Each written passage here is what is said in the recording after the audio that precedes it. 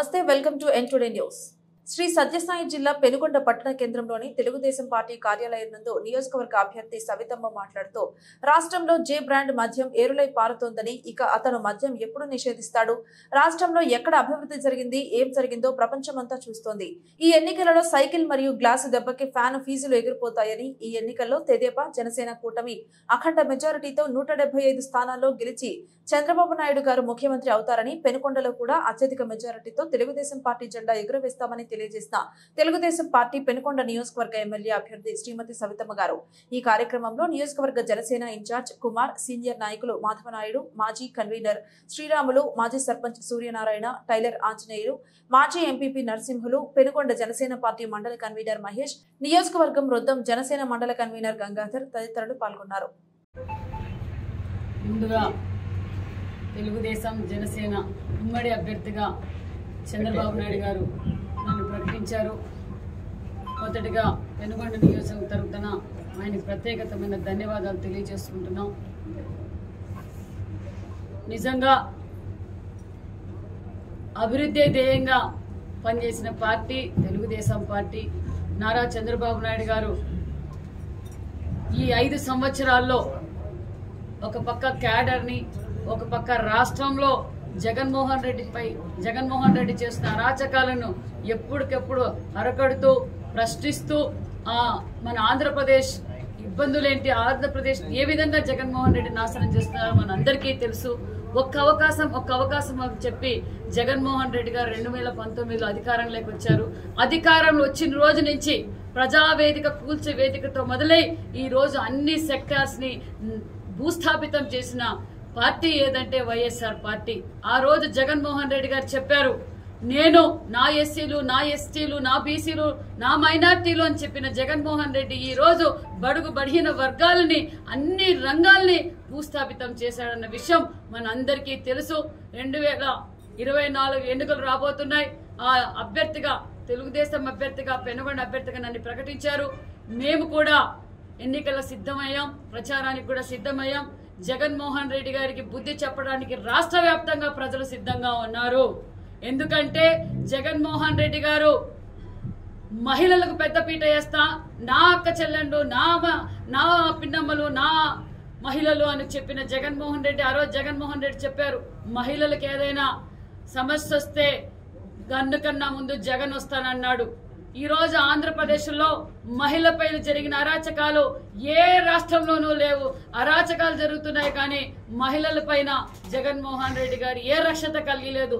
ఆయన తాడేపల్లి ఆయన ఆఫీస్ పక్కన మానభంగాలు జరిగిన, మహిళలపై అన్యాయంగా హత్యలు జరిగిన జగన్మోహన్ రెడ్డికి కనిపించలేదు। ఎందుకు కనిపిస్తాయి? కన్న తల్లే కనిపించలేదు, చెల్లి కనిపించలేదు, బాబాయిని చంపిన వ్యక్తిని దగ్గర పెట్టుకొని ఆ ఎలక్షన్లు నడుపుకుంటున్నాడు, రాజకీయం చేస్తున్నాడే తప్ప మహిళల్ని గౌరవించే పార్టీ వైఎస్ఆర్ పార్టీ కాదని కూడా తెలియజేస్తాను। ఎందుకంటే ఆ రోజు సంపూర్ణ మద్యపాన నిషేధం అన్నాడు జగన్మోహన్ రెడ్డి।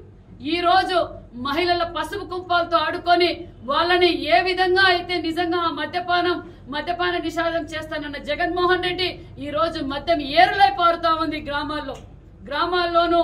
అది కూడా వ్యాపారంగా చూసుకుంటున్నాడు। ఆయనకు సంబంధించిన వ్యక్తులతో, ఆయనకు సంబంధించిన మందు బ్రాండ్లు తయారు చేపించి దాని మీద కూడా ప్రజల ప్రాణాలపై ఆడుకుంటున్న జగన్మోహన్ రెడ్డి। ఆ రోజు జగన్మోహన్ రెడ్డి చెప్పారు, నేను ఎలాంటి నిత్యావసర సరుకులు పెంచను, కరెంటు బిల్లు పెంచను, బస్ ఛార్జీలు పెంచను, డీజిల్ రేట్లు పెంచను, ప్రజలకు అన్ని అందుబాటులో ఉండేలా చేస్తానన్నాడు। ఈ రోజు రాష్ట్ర వ్యాప్తంగా అన్ని కరెంటు బిల్లు పెంచారు, ఛార్జీలు పెంచారు, పెట్రోల్, డీజిల్, ఒక పక్క మద్యంతో ప్రజల ప్రాణాలతో ఆడుకుంటూ